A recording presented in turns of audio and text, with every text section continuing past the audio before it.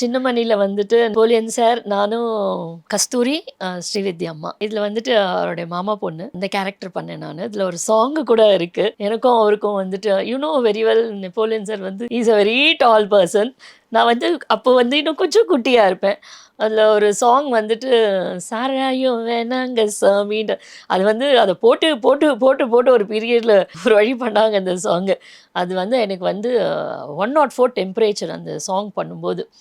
Anuradha master இருக்காங்க இல்லையா? ஆமா. சதீஷ் அனுராதா மாஸ்டர். அவங்க மூமெண்ட்ஸ் எப்படி இருக்கும்? பறந்து, பறந்து, பறந்து, பறந்து ஆட விட்டாங்க என்ன. அத பயங்கரமா ஆக்சுவலி எனக்கு ஹை ஃபீவர் வந்துருச்சு 2 நாள் 3 டே ஷூட் எடுக்கும்போது. பட் அதுவும் பாறாங்கல்லு. அங்க அதில இந்த சாங்க பார்த்துட்டீங்கன்னா தரையிலேயே நின்னுக்க மாட்டேன். பறந்து பறந்து தான் ஆடிருப்பேன். அவருடைய ஹிப்ப போய் இடிக்கணும்னா, அவர் அவ்வளோ டாலரண்ட் நான் எங்கேருந்து ஹிப்ப போய் இடிக்கிறது? ஸோ பட் இருந்தாலும் ஆடணும். கால் தரையில படக்கூடாது அப்டின்னாங்க.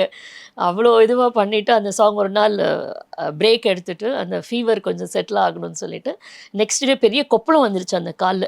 மாஸ்டர் வந்தாங்க. "ராகவி, அது வந்து வேற ஷூட்டிங் போணும்டா கண்ணா, அத குத்த விட்டுட்டா" அப்டின்னாங்க எங்க மம்மி. அச்சச்சோ!